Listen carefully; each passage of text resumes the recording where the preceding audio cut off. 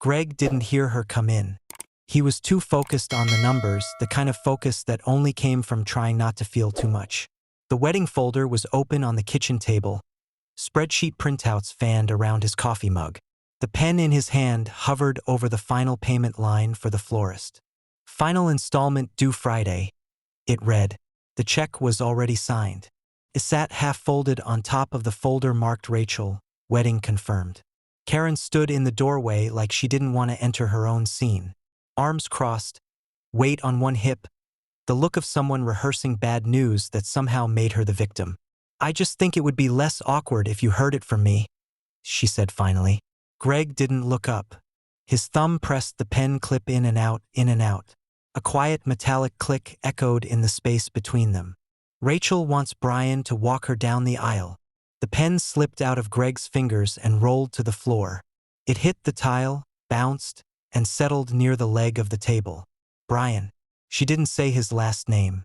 She didn't need to. The silence that followed wasn't passive. It was surgical, cold, precise, like something being removed from a body without anesthesia.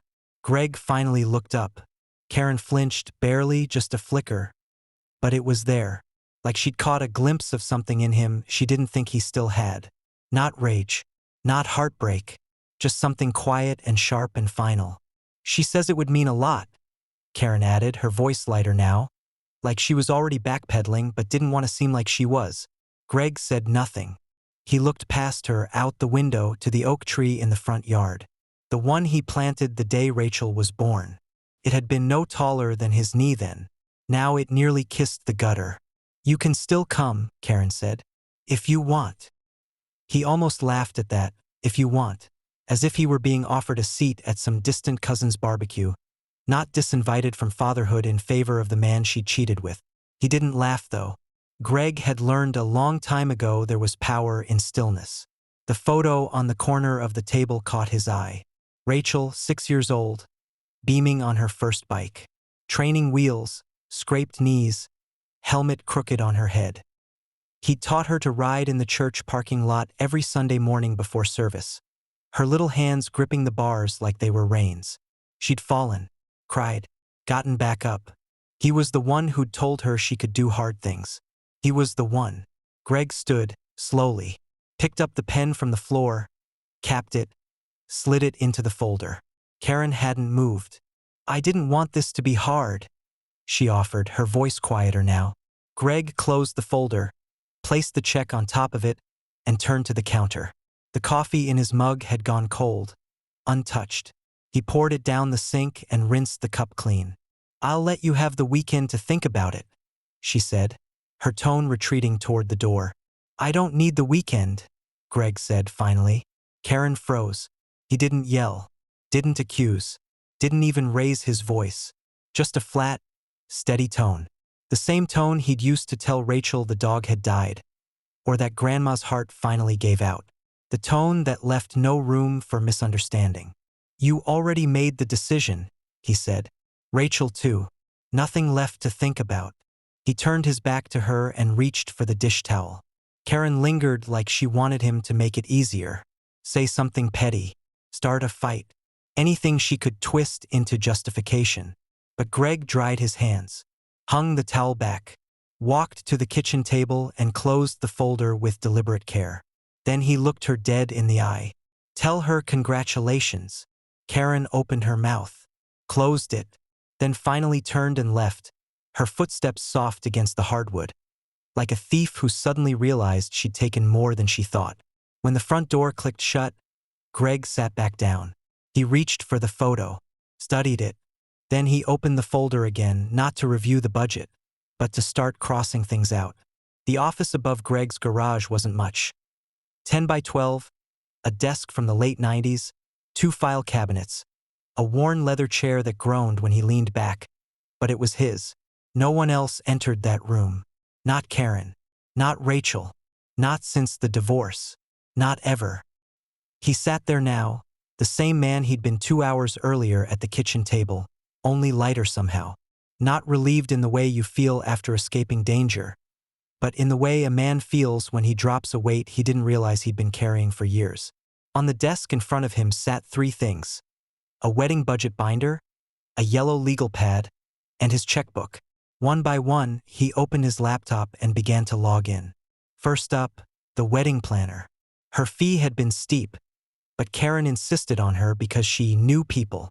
Greg had sent the initial deposit himself, signed the contract, even called the venue she recommended. He opened the online portal, clicked cancel, and typed in the note box, stepping away from involvement in this event. Please direct all future communication to Karen. Click next, the florist. A small local operation with a good reputation.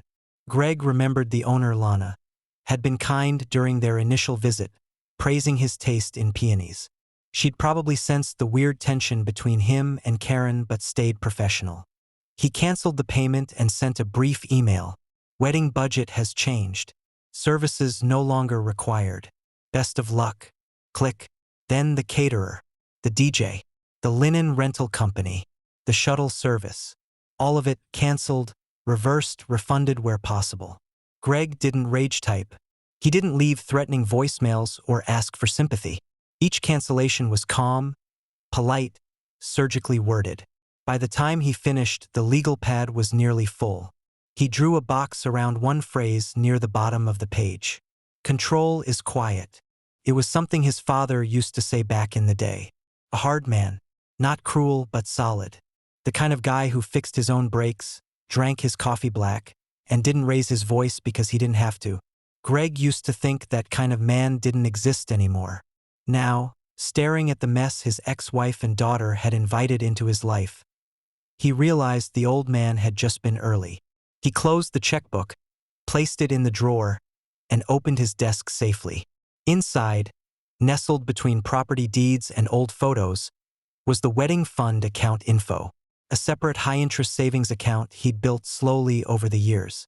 Birthdays, Christmas, overtime bonuses, all meant for Rachel's future. He transferred the balance back into his private portfolio. The screen blinked, transfer complete. The money was no longer tied to a wedding that I didn't want. He exhaled, not from satisfaction, not even from spite, but from something rarer in men like Greg: certainty. He wasn't retaliating. He was detached. There was a difference. A soft knock came from downstairs. Karen again, probably. He didn't move. Let it pass. Let her think maybe he wasn't home. She knocked twice more, then silence. When he finally glanced out the window, he saw her walking to her car, shoulders tight, like she felt the shift in the air but couldn't name it. Back inside, he returned to the last task. The letter. It wasn't long. Just 4 lines. He printed 2 copies, signed them both. Effective immediately, I will no longer be involved in the wedding of Rachel and Whitaker. All responsibilities and expenses related to this event are no longer under my care. Please forward all communications to her mother, Karen Whitaker. This decision is final. He sealed one copy in an envelope labeled Rachel, the other, Karen. He'd mail them first thing in the morning. He leaned back in the leather chair, hands folded behind his head, eyes on the ceiling. There was no anger pulsing in his chest, no adrenaline, just that rare masculine calm that comes when a man does what needs doing and leaves the wreckage to those who earned it. The thermostat clicked on. The hum of the air conditioner whispered through the vents. Greg smiled, not from revenge, but relief. The alarm went off at 4:15 a.m. Greg was already awake, lying in bed with his hands folded across his chest like a man at rest in a coffin. He'd slept maybe 2 hours, but it was enough. He wasn't tired, he was done. The house was still dark. Outside, the neighborhood was sleeping, streetlights blinking dim orange across the quiet road. Greg moved through his routine with the discipline of a man who'd lived under structure his whole life: shower, shave, black coffee, eggs over easy, 2 pieces of toast. Then he sat at his desk and picked up the checklist. Most of it was already done. Wedding fund closed, vendors canceled, letters sent, planner notified. Today was about closure, the kind that came with signatures and silence. He picked up the phone and called his attorney. Mark Kessler. The voice on the other end answered, still groggy. It's Greg. You know what time it is? I need to make a few changes to my will, Greg said. And I want to do it today. Kessler paused. Something wrong? Nope. Just want to make sure the right people aren't getting the wrong things. Understood. They agreed to meet at 8 a.m. Next, Greg opened his laptop and pulled up the account for his utilities. The gas, electric, and water were all under his name. The house had once been his. He'd given it to Karen in the divorce, but she never bothered updating the paperwork. Now he shut it all off, scheduled for next week. Just enough time for her to panic, but not enough time to stop it. He canceled the cleaning service, the landscaper, the handyman that came every third Friday to fix whatever Brian didn't know how to. Then came the final item on the list. Flight confirmation.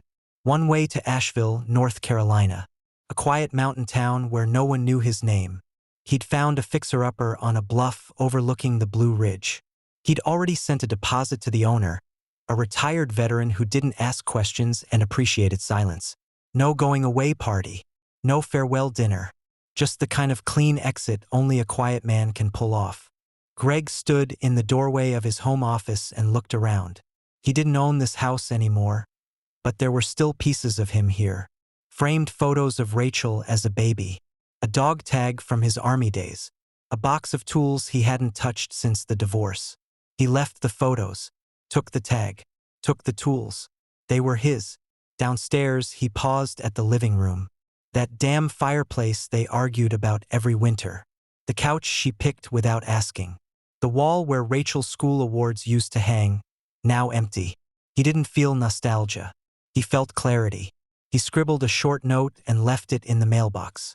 Karen, don't call. Don't text. Don't look. You got what you wanted. Greg. Then he stepped out into the driveway. The truck stayed. It was a conscious decision. Let Brian drive it if he wanted. Let Rachel wonder why he left it. Let them all sit behind the wheel of something that once belonged to a man who was no longer interested in being theirs.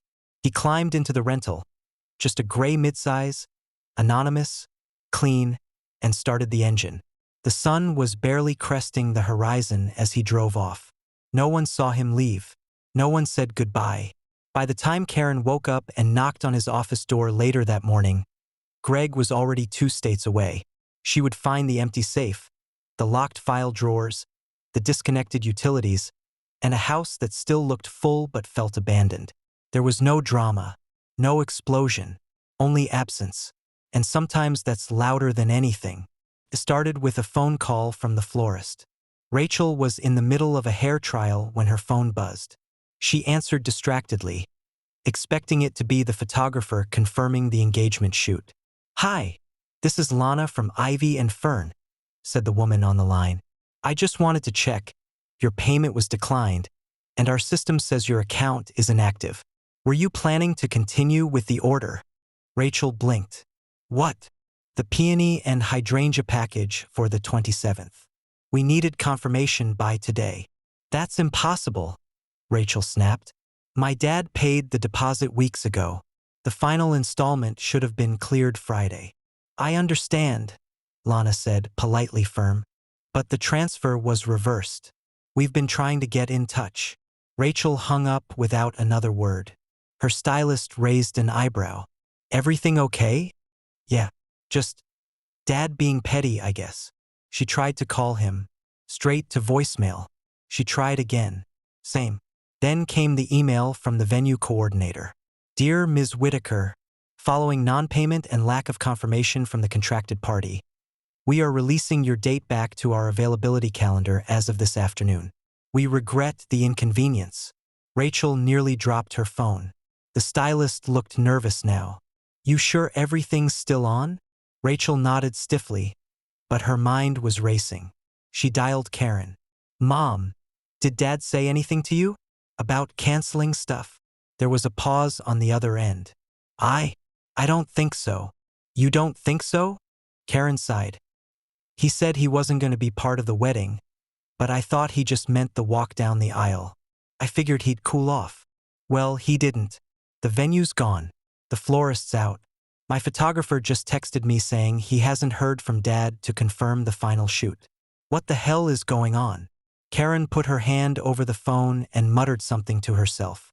It wasn't just Greg being petty. It was deliberate. Rachel's anger started boiling over. This is unbelievable. He's ruining everything just because he didn't get his way. Karen didn't respond, because she wasn't sure that was true anymore. She opened her laptop and checked the emails from the planner. The shared budget spreadsheet was locked. Greg's edits, reversals, cancellations, deletions, were all time-stamped in silence, one by one, like a surgeon removing a tumor without breaking skin. "This isn't revenge," Karen said quietly. "This is subtraction." Rachel didn't hear her. "We're going to fix it. I'll call Brian and we'll sort it out. He's got savings. And you still have the joint card from the settlement, right?" Karen blinked. "That card's only got about 6 grand on it. The venue alone was 15. Then call someone. I don't care. We just have to fix it." But the cracks were already showing. The DJ emailed to say he'd been released from the contract. The caterer called to confirm a final headcount, because the deposit was now void. The bakery texted Karen asking if they were still providing their own cake stands because they'd received no updates in weeks. By nightfall, Rachel sat in Karen's living room, surrounded by printed schedules that no longer matched reality. "This is sabotage," she said. Karen didn't disagree. But deep down, she knew this wasn't the work of a man lashing out. This was the work of a man stepping back. Rachel kept ranting. "He's acting like some wounded hero, like we did something to him." Karen didn't reply, because they had. She remembered how Brian used to joke about Greg being boring, about how he was more of a budget than a person. She'd laughed. God help her, she'd laughed. And now that same man had slipped out of their lives like a shadow, taking the scaffolding with him. The wedding was still scheduled for next week, but the foundation had rotted out. And Karen, who once thought she'd moved on from Greg's quiet ways, was starting to realize how much of her life had depended on his silence holding everything together. The rehearsal dinner was supposed to be at 5. By 4:30, the parking lot of the historic event venue was full of family members standing around with purses, gifts, and pressed slacks clinging to sweat. The front door was locked. The windows were dark. A crooked sign on the front lawn still read Whitaker/Grant Wedding, July 27th. But there was no one inside. Rachel paced in her heels, phone clutched in her hand like a weapon. "Where the hell is Candace?" she muttered. "She was the planner, right?" asked her cousin Mark, holding a boxed salad and looking around awkwardly. "I thought she was supposed to." "She was. She quit. Or got fired. I don't even know. I can't get a hold of anyone." Karen stood near the side entrance with a knot forming in her stomach. It wasn't the heat. It wasn't even the embarrassment, though that was settling in like a fog. It was the unmistakable feeling that something was fundamentally broken, and no one was coming to fix it. Rachel finally called Brian. "Where are you?" she snapped the moment he answered. "I just pulled in," he said. "Took forever to get my shirt pressed." "Is the venue open?" "No, and nothing is set up. There's no music, no coordinator, nothing." There was a pause. "Well, what do you want me to do?" "Show some initiative," she snapped. Brian sighed like he was already over it. All right, I'll start calling around." By 5:15, half the guests were sitting on the concrete steps with bottled water. The caterer hadn't confirmed anything. The florist was unreachable. The DJ never showed. Even the pastor was late, because no one had told him where to be. Rachel stared at her mother. "Do something." Karen looked at her daughter, then at the ring on her finger. It wasn't one Greg had paid for. She and Brian had upgraded with their own funds after deciding the band from Rachel's father didn't feel like her anymore. Karen opened her mouth. Then I closed it, because what was there to say? They had gutted the man who built everything, then expected him to hang around and clap. The rehearsal didn't happen. Not really. Brian mumbled through what he remembered about the order of procession. Rachel barked at relatives to just walk slow and look happy. Karen tried to reassure guests who were now checking their watches and muttering about dinner. No caterer arrived. The DJ had packed up his gear days ago. No drinks. No music. No timeline. Brian's college friend offered to play something off his Bluetooth speaker, but Rachel barked at him not to embarrass her further. By 6:30, guests began drifting off. Plates of lukewarm finger food that Karen had slapped together in a rush sat untouched on a folding table. Someone said, "Is the father of the bride even coming tomorrow?" And the question hung in the air like smoke. Rachel's face turned rigid. Karen watched her daughter break in real time. Not with tears, but with the kind of fury that comes when someone finally realizes they have no control. "He's doing this on purpose," Rachel said through clenched teeth. But Karen wasn't so sure anymore. It didn't feel like revenge. It felt like an obituary. An obituary for a relationship that had been quietly dying long before anyone cared to notice. After the last guests left, Rachel sat in the passenger seat of Karen's car, staring ahead, silent. Karen wanted to say something, to reassure her, to soften the blow, but everything that came to mind felt like a lie. The venue was a ghost. The schedule was fiction. The wedding, as it was originally planned, no longer existed. All that remained was an expensive dress, a shrinking guest list, and a gaping absence where a father was supposed to stand.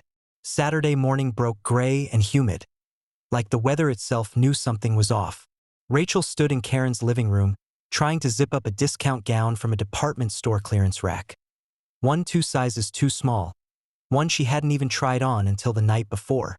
"Why is this happening?" she snapped, yanking the zipper so hard the fabric store slightly beneath her arm. "How did it fall apart this bad?"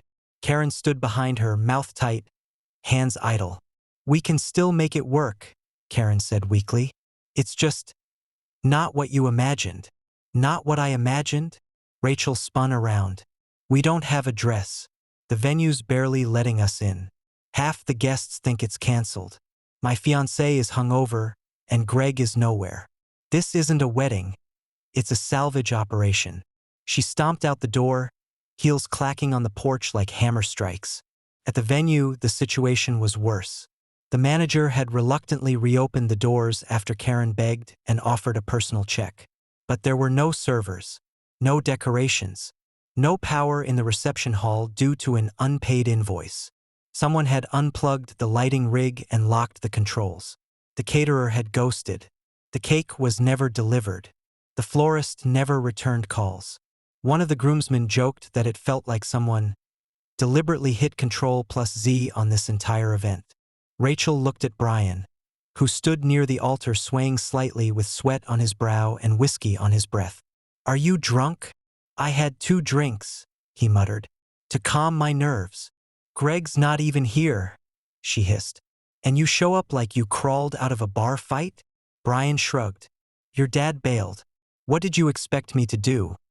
Give a speech about how great your parents' marriage was?" Karen pulled Rachel aside, whispering, "You can still walk yourself down the aisle.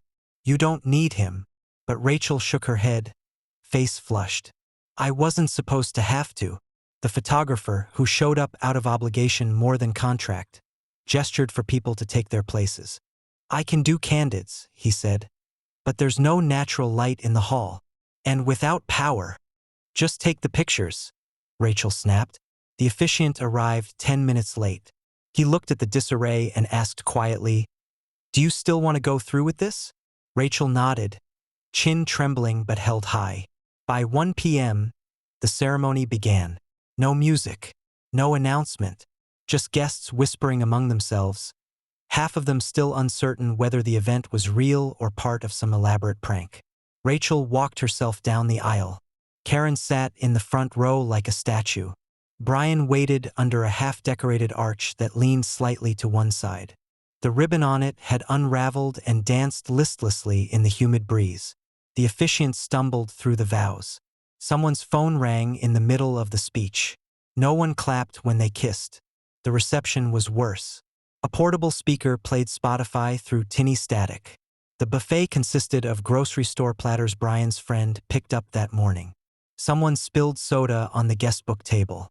The bar, meant to be stocked with custom cocktails, was reduced to a folding table with warm beer and boxed wine. By 3 p.m., guests were leaving in groups. By 4, Rachel was sitting alone at the sweetheart table, staring at a paper plate with a single store-bought cupcake on it. Her gown now wrinkled, her makeup fading in the heat, her smile gone. Karen sat beside her, quiet. "He really didn't come," Rachel whispered. Karen nodded slowly. He didn't need to. The silence was his presence. The missing father, the unplugged sound system, the bounce checks, the reverse bookings, it all pointed to one thing. A man who was never loud, never violent, but who knew exactly where to pull the thread so everything unraveled. Rachel wiped her cheek, smearing mascara. "What do I even say to people?" "You don't," Karen said. "You survive it." And that's what they did. Not celebrate, not remember, just survive. Greg never showed. He didn't need to. The message was already delivered. The tweet hit 12,000 likes by midnight. It came from a bridesmaid's boyfriend, some guy from Philadelphia who worked in IT and thought the whole mess was too wild not to post. Bride's dad paid for the entire wedding, then found out her mom's affair partner was walking her down the aisle instead of him. So he pulled every dollar, ghosted everyone. Venue locked, caterer bailed, DJ vanished, groom showed up drunk. No power, no cake, no father, just silence. And I respect it. Underneath were shaky iPhone photos of the wilted flower arch, guests sitting on folding chairs in sweat-stained formal wear, and Rachel, caught mid-tier behind a cupcake, blinking at the camera like she still couldn't believe it. The comments came fast and brutal. "This man is my hero. They thought they could humiliate him and still cash his checks? LOL. Imagine replacing your dad with your mom's boyfriend and still expecting a fairy tale ending." The silence was the loudest thing in the room. Within hours, TikToks broke down the drama. Reddit had a thread titled "Father of the Bride Went Full Ghost. Justice or Petty?" And the vote wasn't close. Justice won. No one tagged Greg. No one could. His social media presence was a blank slate. No Facebook updates, no Instagram since 2016. His number was disconnected. His name wasn't even listed under the wedding announcements anymore. He didn't post a rebuttal. He didn't correct the narrative. He didn't need to. The world filled in the blanks for him. Karen found out about the post 2 days later, when her coworker forwarded her a screenshot with the message, "Is this your family?" Rachel found out sooner. Her college roommate sent her a link at 7 a.m. with just one line, "Girl, you need to see this." By noon, Rachel had deleted her Instagram. By dinner, her Facebook was gone too. Karen tried to do damage control, posted a vague status about family matters being more complicated than outsiders understand. But the comments roasted her into silence. One woman replied, "Complicated is cheating on your husband and asking him to fund your daughter's wedding while her new dad walks her down the aisle." The post had 4,000 likes. Karen shut her laptop. Back in town, a local bar put up a chalkboard sign, "Drink special.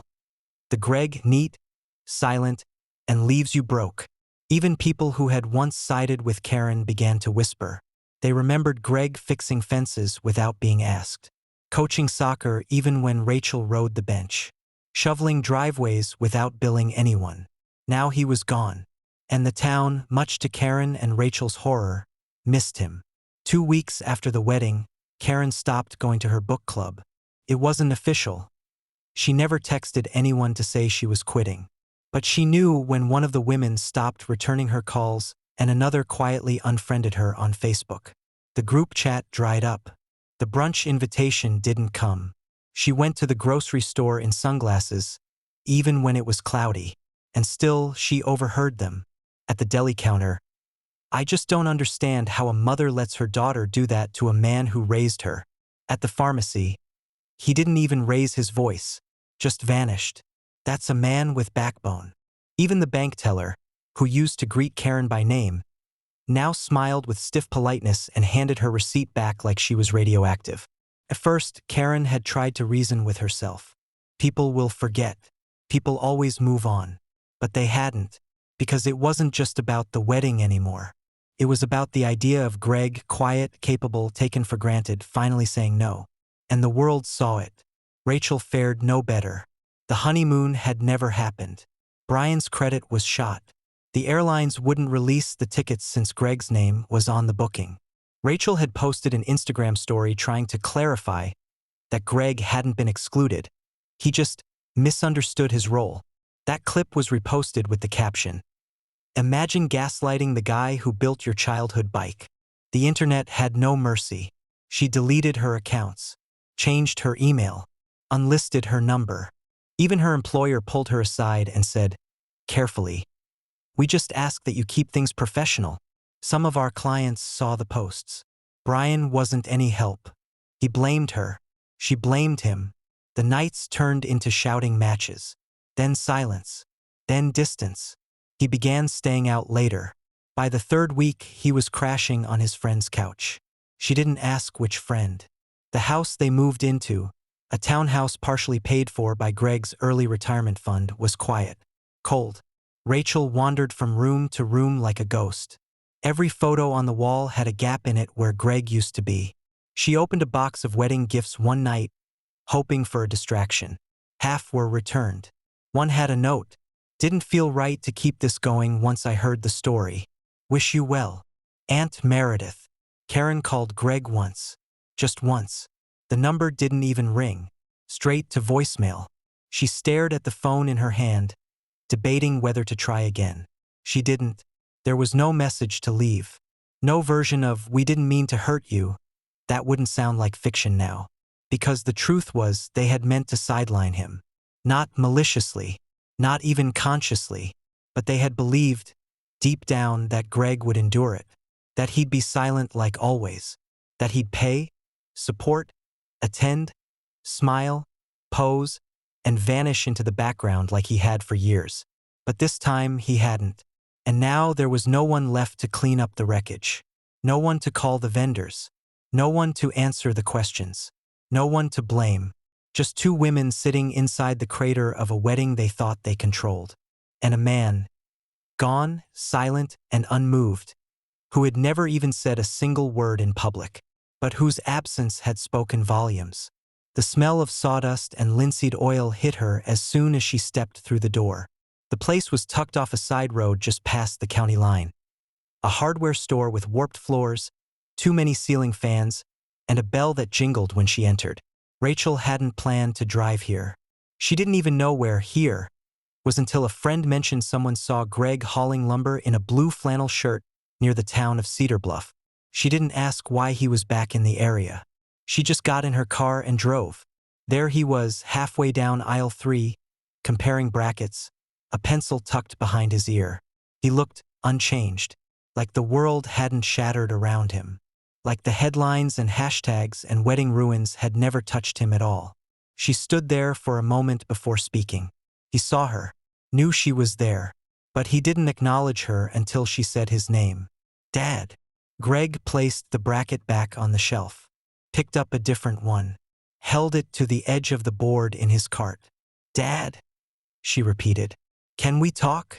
He didn't look at her, didn't sigh, didn't flinch, just kept his focus on the wood. "I didn't come here to fight," she said. "I came because I miss you, and I was wrong." He turned the bracket slightly, adjusted the alignment, then finally looked up. The look wasn't cruel. It wasn't even cold. It was final. Rachel took a shaky breath. "I was caught up in things. The wedding. The pressure.